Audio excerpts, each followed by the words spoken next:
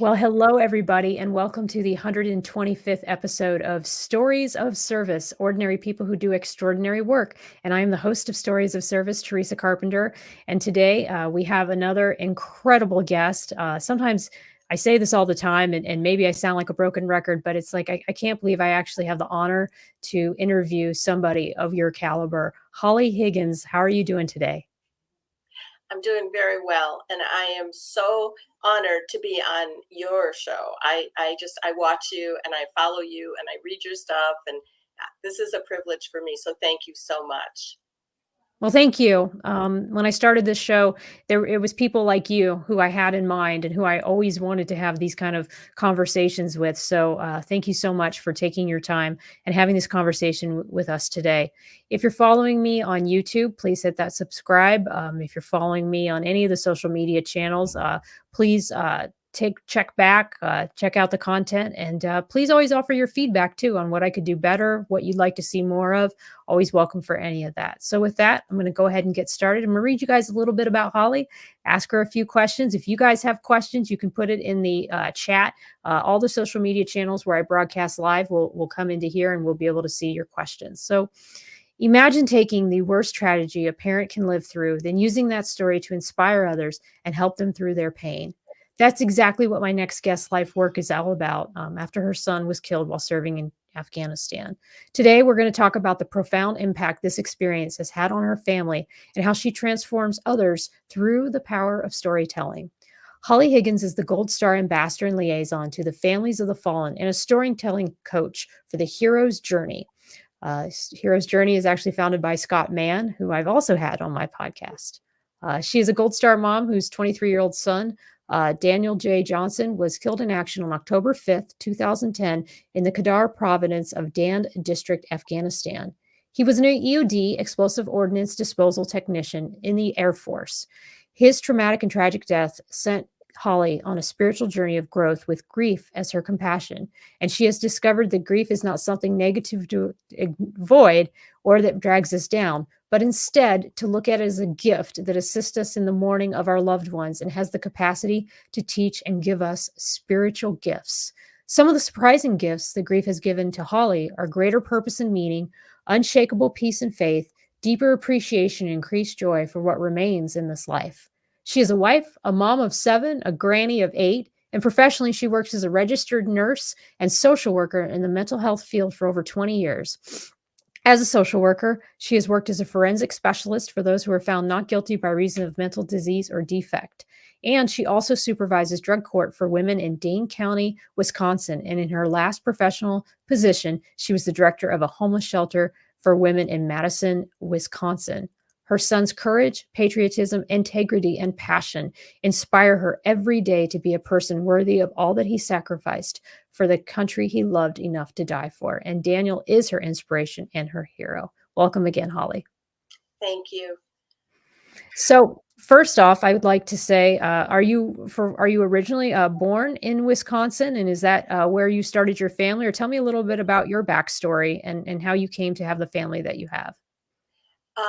I'm not originally from Wisconsin. I was born and got all the way through nursing school in Illinois, Okay.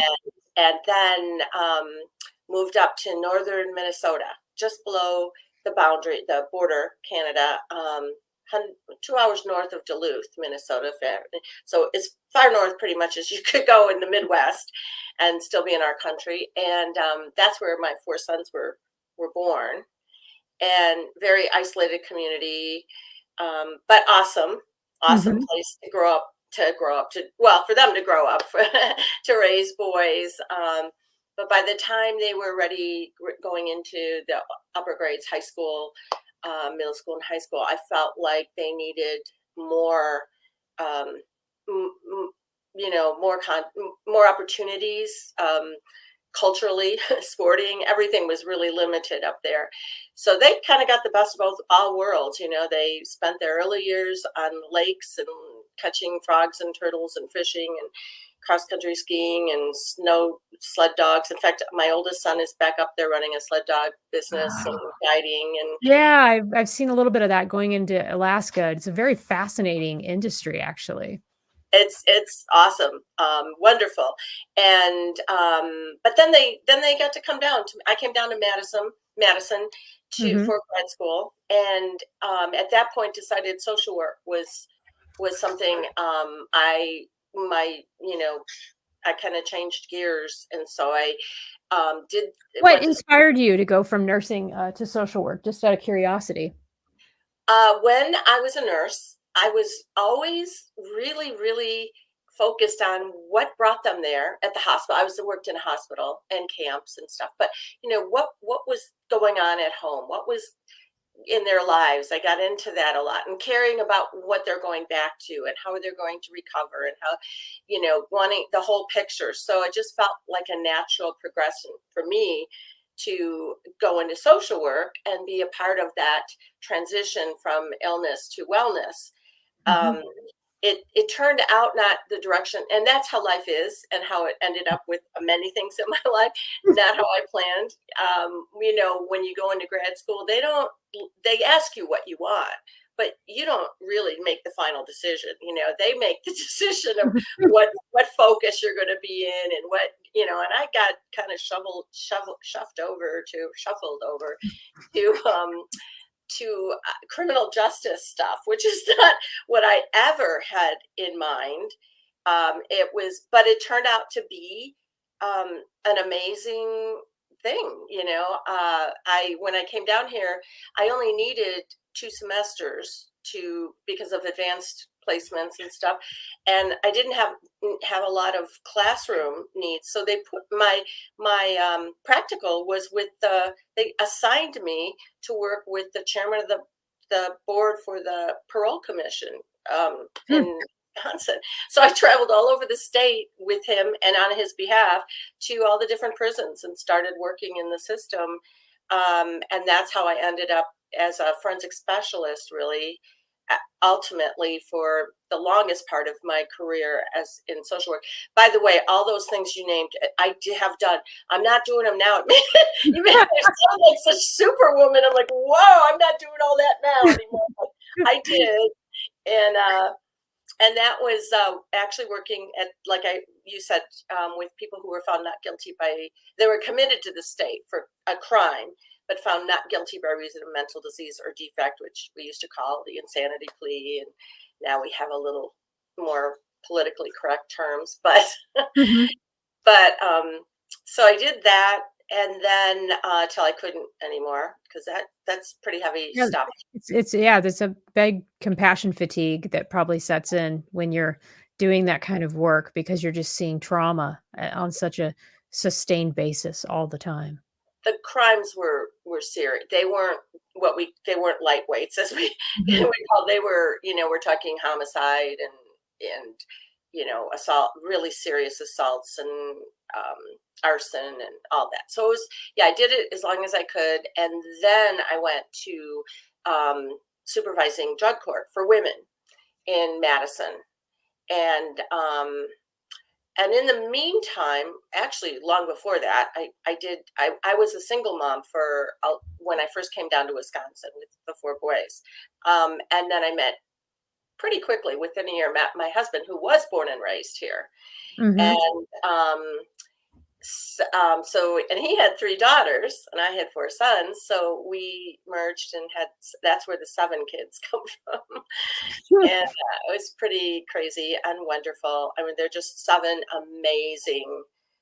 We couldn't have had a better experience in our family.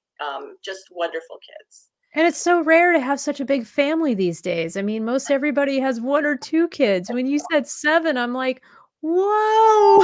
Well, and I know there's people who think it's like, I always feel like, oh, it's not because I was irresponsible.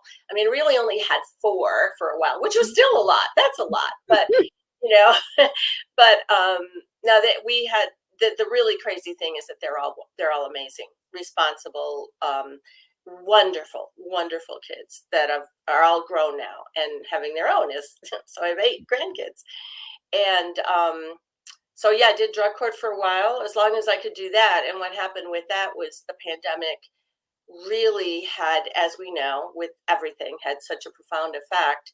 and the program just was failing miserably, because when people are addicted to substances and depressed and have traumatized, then you put them alone, take away their treatment, take away so many things.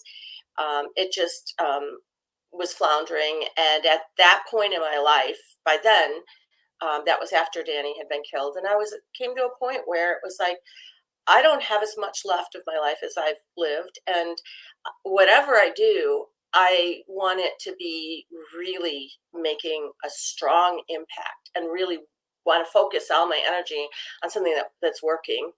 So then I did the homeless shelter for women, and that was working. I mean, as best as it could. That was a pretty impactful piece of my career.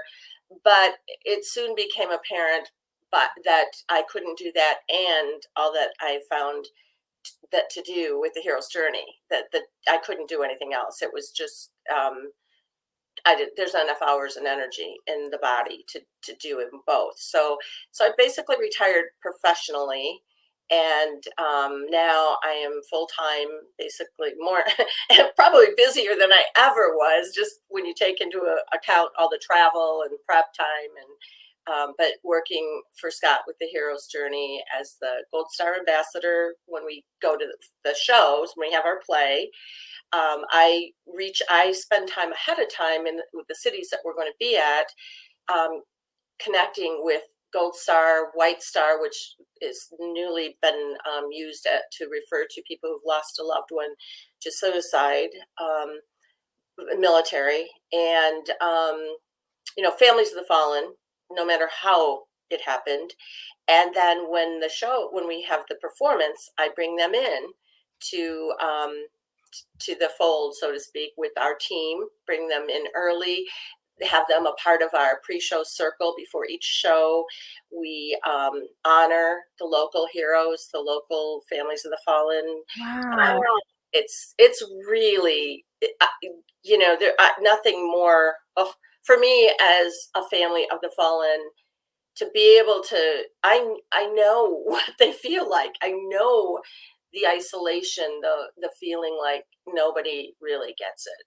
Right. Not that, that any death is hard. I'm not minimizing any. I just know that there's something I understand about the military family losing somebody especially in combat, but it doesn't matter. There's something about the military, and I appreciate so much. And so I could bring them in, and these pre-show circles are right before each performance. So they meet the whole cast ahead of time, the crew. We have a wall of honor that we call a prop. It's pretty much the only prop, but it's not a prop. It's real. Everything on it represents a fallen hero from each city we've been to. So it's grown so much. It was, when I first met Scott, it's just one thing. Now it's got wings, and it's gonna, because every city we bring in sometimes 2 people's families, sometimes 10 or more, and we ask them to bring something special, a keepsake, a memento, to place on the wall in honor of their loved ones, and tell a little story. And then they travel to each city. So that wall is real, and it's not a prop, and there's energy and meaning behind every single thing. And at every performance, Scott and the other cast members will refer the wall. They go back to the wall all the time. So they'll pick up stuff and say these names and refer to these actual heroes.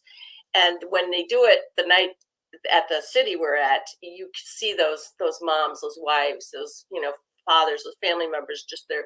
You can see them just being so moved to hear their son's name referred to on the stage on this play. And like, I just couple quick stories that I think are really go right ahead. One of the moms, I can't remember which city now. Some of them, there's so many, but she brought her son's sunglasses that had been in his truck. She still had his truck. They were in the glove compartment for years. She pulled them out and decided she was going to bring that. And so one of the casts during the play, there's this scene where he goes over to the wall and he picks up different things and refers to their names to Scott's character, about these people who died.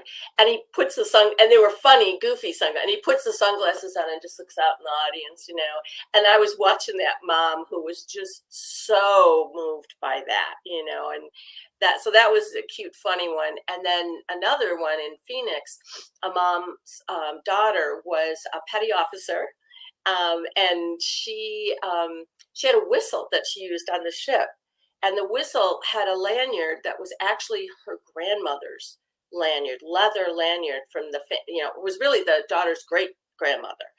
So, and she'd used that on the ship, and so the mom brought that and put that on the wall, and that has traveled. And to me, that is just, the energy, the mom served. I mean, I don't know about the grandma, but it was just I thought a really sweet thing. What a wonderful way to connect with people who have lost and have gone through something difficult, and to make sense of it as a community together. That's just so powerful. It is. And so that's the one part of our program. The other part, which is actually what we're now calling our bread and butter, because this is what the goal is of the play. The play is, there's so many goals. I mean, it's to educate civilians, because every civilian that comes to that play walks out with their jaw still open, dropped, like, I never knew. And I know, even though I'm a military family, there was a lot obviously, because I never served. So I Mhm. didn't know what combat was like, or, Right. So, yeah, it's really important for civilians to understand not only the combat, but then to understand what's going on with the family, because the play shows both. They show Afghanistan and then the living room, and then back to Afghanistan and what's going on at home. So, yeah, the cost of war is enormous, and it's important. But then, of course, it's also to validate those who did serve, like, yes, I've been there, I know, and then the families. The validation for me was when I first met Scott in 2019. I That's what I went, was gonna ask, is how you met him and how you guys got together to do this. yeah, he was doing the play already by then. And I received an email with an offer for free tickets to a military play. And it just so happened they were in Chicago, and I don't live in Chicago. In fact, I was on a trip in Georgia when it came, and I'm like, and I had no clue. There was no ambassador like me at those days. Mhm. It was just these tickets went out, and they said they were free because I was a gold star mom. So I thought, and that happens, we get things. And so my Sure. husband was like, yeah, I'm not interested. Well, because we really had no clue. I mean, Right, right, you didn't have any frame of reference to know what it was no. about. And over the course of last year, there have been a few times when people brought up, it is a very raw, powerful play that does. I mean, and we do let people know ahead of time. I make sure they know there's explosions and casualties and firefights and smoke and strobe light effects.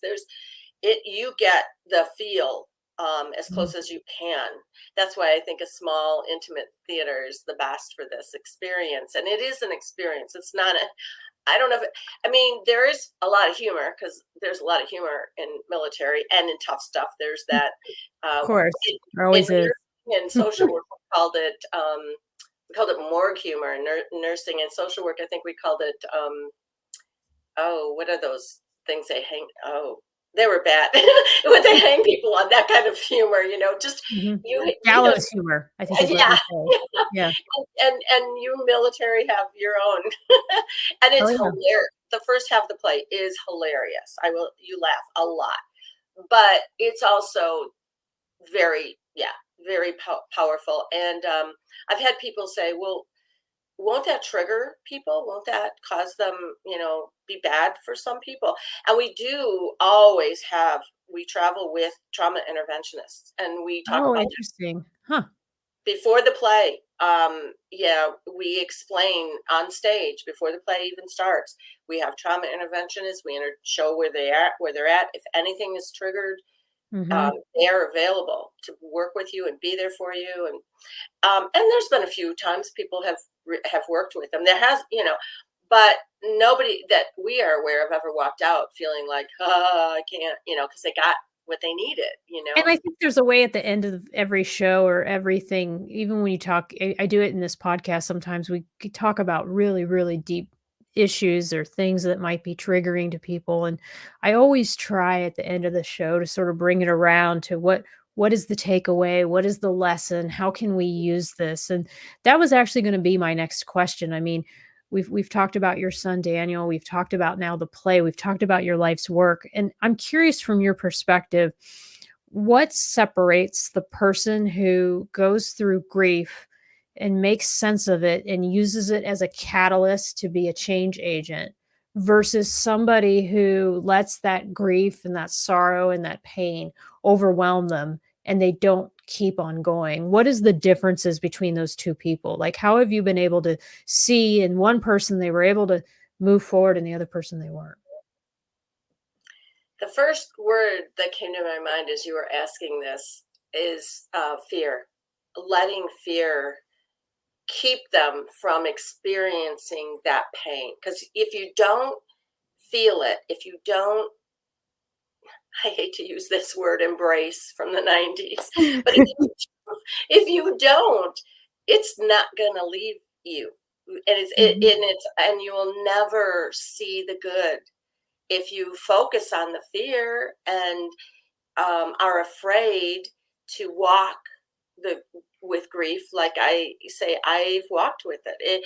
It Mhm. hurt. It was horrible. I part of my story. The other piece, let me just say real quickly, that I said our bread and butter is the storytelling workshops. The play is like a breaching tool, an emotional breaching tool. Then we invite people to come to our storytelling workshops because the play's a storytelling. Mhm. It's just telling Mhm. story from the stage. So then we teach people how to tell their stories. They find their voice, get it out, and find there's scientific evidence that we teach that storytelling heals the brain and the heart, and it also helps us find meaning and purpose at the same time. It's an amazing tool.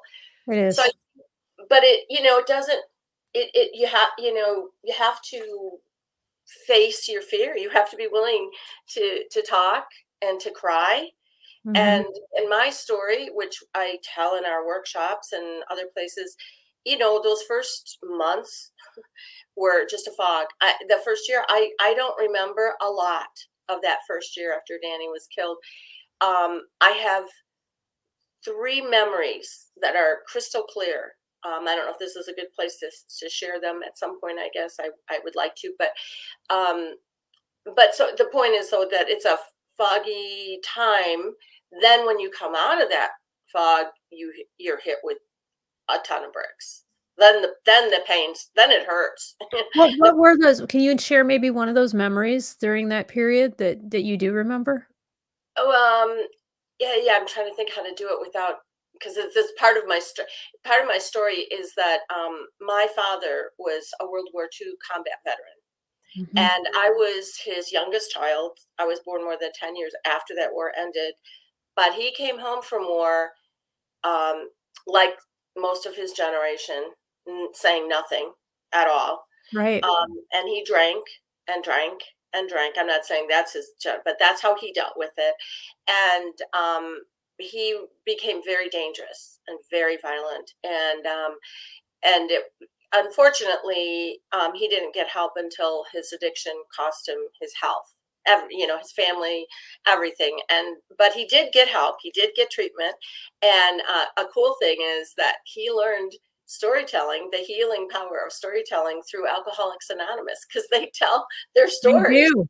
They do. Every meeting, there is a share, and you have a certain amount of minutes. What's nice about it too is it's timed, and so you learn how to get out what you need to say in a certain amount of time, and you learn that, you can tell your story, and that's it. I mean, you don't have to have anyone say anything one way or the other about it. It just sits there, and I think that really helps storytellers.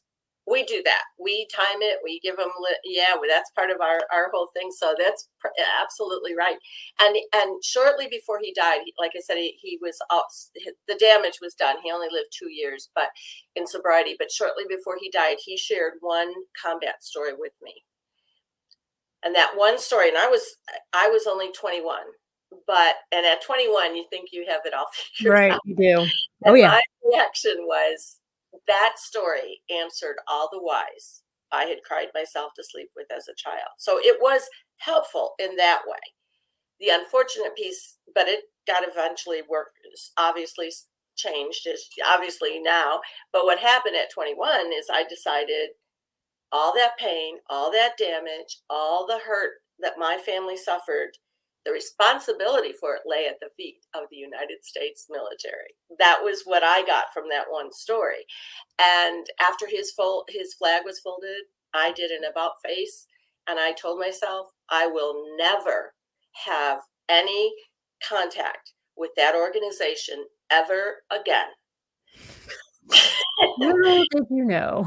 Right, and that's we can't determine. Mm. We can try, but all these years later, my 19-year-old son tells me, yeah, that he's going to enlist and he had started college and he was doing so great, but he thought, a few years, I'll just set it aside for a few years. Um, but so I told that little background just to make sense of what I'm going to share about what I remember so clearly. Um, that so little that I do, but the first thing I remember was we were told right away that Danny, though his body was broken beyond being able to live, he never lost consciousness till he took his last breath. He was never in pain. They told me that he was expressing. He was lucid. He was calm. He, in fact, because he had studied, to be a paramedic and had training from ENT, they said he was actually so calm. He was telling his teammates what to do to save his life. And Wow. I know. And they said, he didn't seem to have any head and brain injury. His face was clear and all this stuff. Well, I wondered, can I really believe them? I was Sure. haunted because his casket was closed, so I never got to see my boy. I never got to see that face, and I thought, yeah, they could tell me anything, and maybe they do make those things up just to make mothers feel better. Who knows? And that haunted me and bothered me, and I questioned because of my father's experience. I thought, how can I trust this military that my father taught me, not deliberately, but his life taught me I couldn't trust them. Sure. So that was my first memory that they told me that. Well, then the next thing was as I was walking out of the chapel after his funeral at Vandenberg Air Force Base, his commanding officer's wife approached me and she said, I have a message for you from the medevacs. And she said they wanted his mom, Danny's mom, to know that when they loaded him up, they told him, you're going home, son.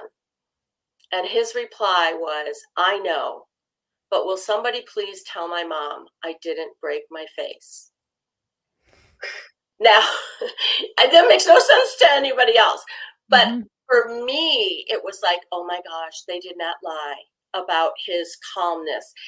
Because and they weren't making that up. No, you couldn't make that up. That was a private joke, a family joke with Yeah. Dan. When he was 5 years old, he had a bike accident. He wiped out at the bottom of a hill and gravel and had this road rash on half his face. And I held him in my arms for what seemed like for hours. And I remember when he started catching his breath, he wasn't even 5. He was going to turn. And I remember going, I'm not even 5 yet, and I already broke my face.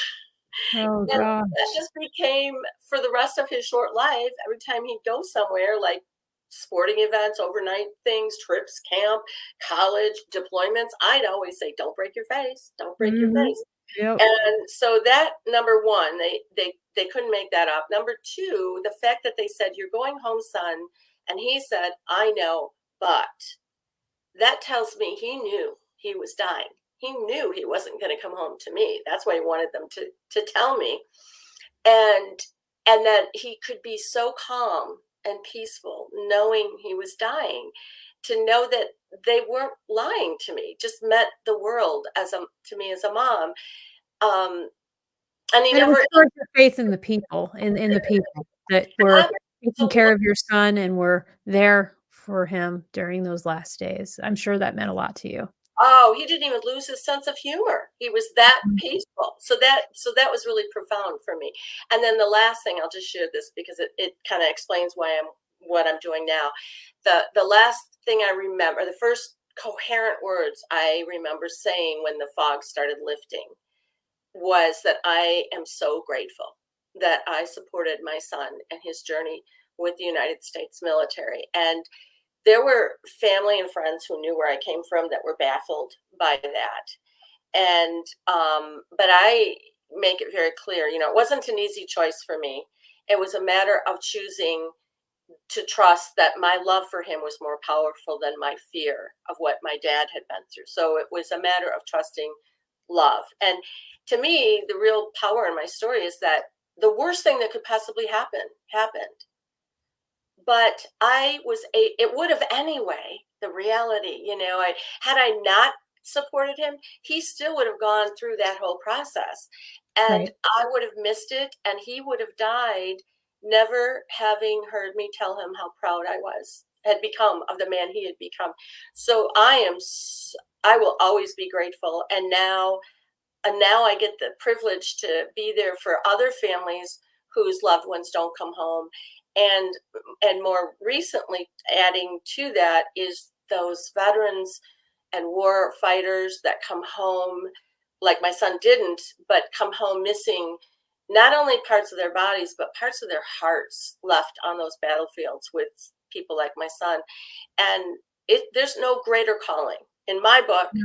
There's no greater calling than to be there for them and offer what I would hope somebody would have done for my son had he come home. So it's a total 180 from somebody who turned their back and said, nope, never going to have any more. Now my whole life is sort of filled with, you know, Well, I think that there's such a difference between the administration level policies that guide what we do and the bravery and the honor and the dignity that goes with the men and women who choose to serve. Not to say that the policymakers aren't those same people, because they are, but I think that you can be an advocate for the policies to change or to them to be adjusted, but then at the very same time, and I struggle with this being on active duty, you can still love being on of service and being part of a greater cause and being part of these teams that win wars or win battles maybe, or do amazing things with our countries, our allies and our partners, like right now what I'm doing at NATO. And so I think that you have to square that. And I think that that's kind of what you did. You took like, oh gosh, I don't want anything to do with the military because I saw what they did to my father, and then you realize that there is this entire community of people who have all come together to support something that is greater than their daily wants and needs. And that is something so beautiful. And when you find that, like you're finding it now in the work that you're doing, you don't want to give it up. no, I'll do this till for the rest of my life. It's like my highest calling. My kids are grown, and grandkids have my kids who are raising them, and I love them, and I love spending time with them. But this is now my highest calling, and it's nothing greater to have but a high calling at this point in life. I'm Absolutely. yeah. I So love it. And a lot of people, like I said, don't figure that out. They work a job every day, they kinda grind away, and we all do. I think we all kinda go through periods of our careers where we're sort of grinding, and then we're kind of finding a calling here and there.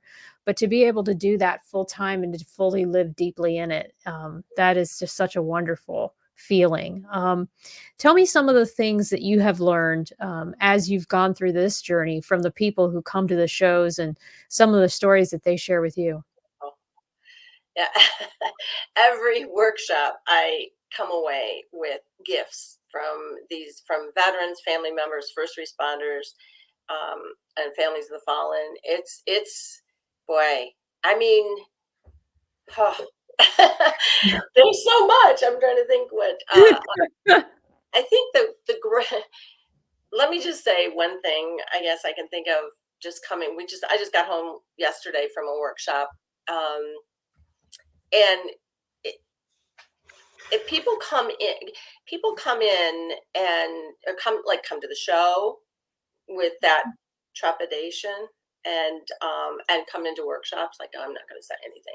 I have Right, nothing 'cause to say. everyone's like, "Oh, I don't have a story," and I tell people all the time, "I don't care you have a story. You have the Thousands experiences of that have stories. happened to you that can help other people. We all have them." Right. In fact, our brains are story making, sense We're making. always trying to make sense of things and trying to understand, "Why did this happen? How did this happen this way? What can I take away from it? What did it mean?" We have to do that's how we're wired. So That's how we're we constantly survive. in story mode, but we don't people don't think about it. And so it's always amazing, like this week, to watch these people come in saying, well, I don't have much to say. It's nothing like your story or your story. Right, people compare comparative suffering. They're like, "Oh, well, I haven't gone through something like this person has, so I don't have a Yeah, story." no, what we teach is that what's personal is universal because we all suffer. We all, and usually we'll find, and not usually, always when people share their struggles, people find themselves in there. Maybe a different background, maybe a little different, but you relate. It's that relatability, and that brings healing. And what these people share with me, watching them find resolution to their suffering, that's the greatest gift.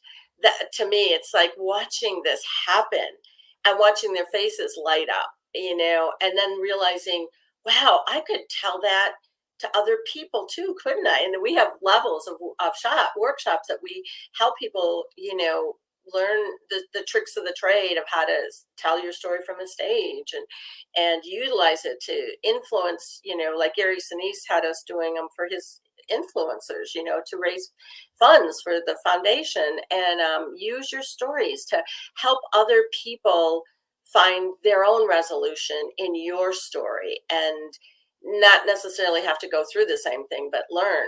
And so I've learned so much about, I guess, I don't know if I answered really your question quite right, because, but there's so many gifts You that did people answer it well. No, I that mean, the fact that you can take away your own healing and in your own light bulb moment when you hear a story from somebody else, I think is so powerful. And Scott's been trying to talk to me about that. And I told him when I move back to the States, hopefully this summer, we'll see. I'd love to take a course with him and do the storytelling workshop because I think what he's doing is really groundbreaking and something that's desperately needed within the veteran and the military and the first responder community. So tell me what's next with the play, with the workshops. What's on the horizon?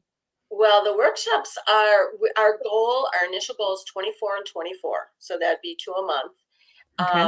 We're already past on target.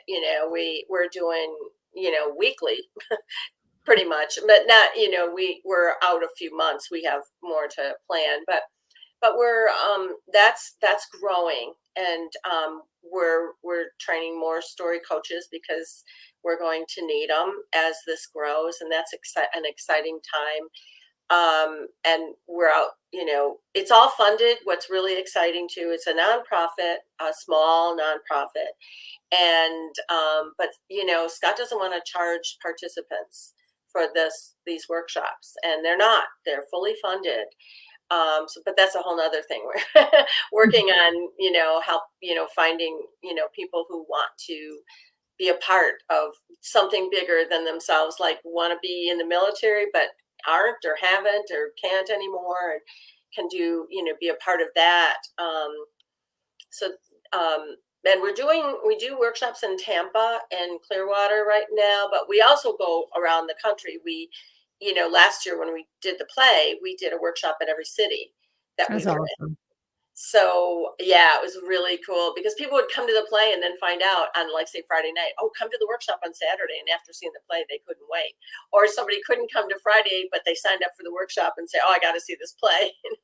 And so it worked really well, and now a lot of those cities are calling us back for the workshops. So Wow. we've got a lot. We are definitely going to be in Phoenix in April. We'll be trying to do as many as we can in Florida because most of the team lives there. I'm the only one right now that is living outside of Florida, Mhm. but we're working on moving because it's just a lot of traveling. But So this yeah, there's some of the Yeah, there's Scott. This is his, like, kinda signature TED Talk, which was, right. amazing, The Generosity of Scars, and then you've got some of your storytelling coaches right here. So for those of you who are joining us via audio, I'm just pulling up, theheroesjourney.org, and there's you. You recognize me. Most people go, "Who's that?" No, no, I could tell. I didn't have to look over at the name, so that's great. Oh, good. Well, my hair color looks different, but Your my clothes face look does. good. So good to Yes. know. But no, this is great, and then they've got everything on here about what they do. There's the workshops. There's a little tab here about the last outplay. Um, Yes.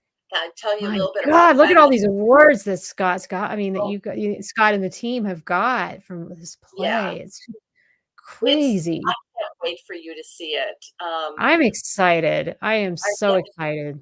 yeah, well, I can't wait. I can't wait to meet you live and have you come Oh, on our stage and I can't wait to be able to travel more and to I mean, don't get me wrong, I love the experiences I'm having right now in Europe and in NATO, but, it will be wonderful to go back to the States. I've only been back once, since I've been here for the year and a half that I've been here, and it was really emotional. I went to Washington State to see Brian. I don't know if he's still on the call.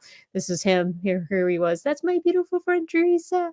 He's, my aw, my husband's best friend, and, my husband was the best man in his wedding, that's why we went back, and, I met a lot of his family members, and it was just wonderful to be back in a community of people that I really related to, and I made friends while we were there. I became friends with one of his relatives because we just kinda talked over the course of the 2 days while we were there, and wow, it's so much to look forward to in that second chapter of life, when you're post-military and you've started, in my case, to build something, hopefully, that, will sustain me, full time once I'm done with the Navy. So, I love this, Holly. What you guys are doing is so truly special, and I thank you and Scott, as he was on my show as well.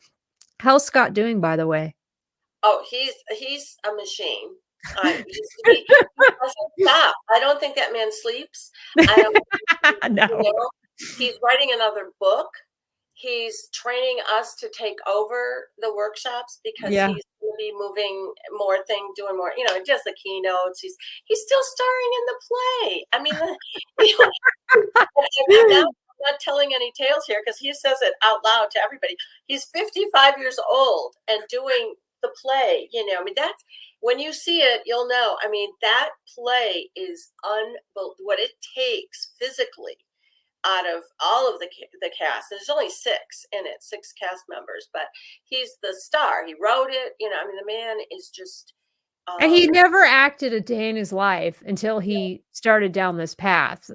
Post-military retirement, lieutenant colonel, Army Green Beret, and then says, "I'm gonna be an actor, I'm gonna direct a play, I'm gonna write a book, I'm gonna do a TED Talk, I'm gonna be a it's kind of his storyteller, midlife crisis for I'm a gonna Green testify in Beret. Congress." I mean, the just the like, every time I see Scott online, I'm just like, "Where does he get all this?" But Holly, you're the same way. I mean, as I read all these things that you've done and ways you've given back and taken purpose from what has happened with you, I have such admiration for you and your journey and what you're continuing to do. I have a lot of support. And Scott does too. He's got an amazing wife and family. His family are just out of this world, and mine is too. And I mentioned my youngest son. I want to say actually went into the army 3 years after his brother was killed, and I was so proud of him and so pleased for him, and it was the exact opposite of what most people expected from me. Again, kind of like my saying, I'm so grateful that I supported Danny. But and then that was my youngest, and my second son was training to be a ranger, but he was in a very serious accident, and there was no way he could be Mhm. in the army Sure. after that. So, but he worked his butt off, got his body in amazing shape, and he's a police officer. So he's doing something that he still, wanted to do. And I just to give you a little touch of my kids. I mean, these are kids who went to college and had. I mean, he taught English. The one I'm talking about, the who's now a police officer. He taught high school English for a couple of years, and then started grad school for law school. But he just wanted to be in the front lines, Mhm. and I that's so get it. he's yeah. So I he's a mean, police officer. I love what I'm doing at NATO. Some days I'm so exhausted and burnt out, but I've had more leadership opportunities. I've met people from all these different NATO nations. I get to go on these exercises and see how we work with other partner countries and do communications at this level. I mean, it's such an incredible experience, and it's something that I'll always remember and take with me. And yeah, when life gives you these opportunities, you just got to grab them. I'm always so impressed with you. I just love what you're doing and how. I mean, I just feel really dumb when I see stuff. Oh, no. I see what you're doing, and I'm like, well, I think I said this to my last guest, the president of the Whistleblowers of America, who's also a social worker. I grew up thinking I was gonna be a social worker. Like, Oh, anytime anyone would ask me, "Well, what is your goal in the I mean, I'm sorry, as your career?" I would always say, "I just wanna be a social worker." I loved the variety and the different types of industries that you could be in. I love the fact that you were working with people who were in need, or people who like the why, like that, just like what you said when you told me why you wanted to be a social worker, because you wanted to get deeper into, all right, they're having all these health issues, but what's their yeah. why? Like what's going on in their heads and in their everyday lives and all those things. So yeah, I love what you're Glad doing, you asked Holly. that. That makes sense now why you said, "Why did you want to be social?" Yeah, well, because when I got accepted into my officer program, I didn't know what to choose because I still had that dream of, well, maybe I'll do social work or something else. And I did try to select into the nurse corps option, and I didn't get selected. So I got what was called the core option, which meant I could go aviation, surface, or I think back then you couldn't do subsurface. So I think I had just very little, oh, and pilot.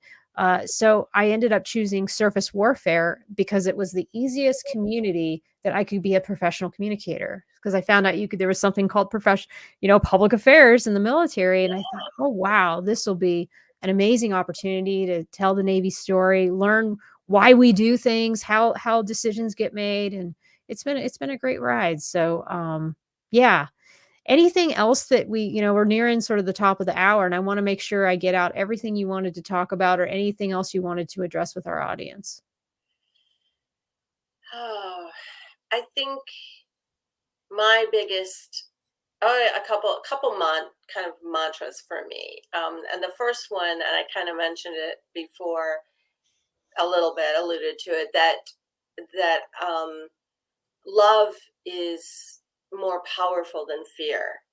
And but we have to trust it. We have to, and that's a scary. We have to trust because fear is so powerful. It But is.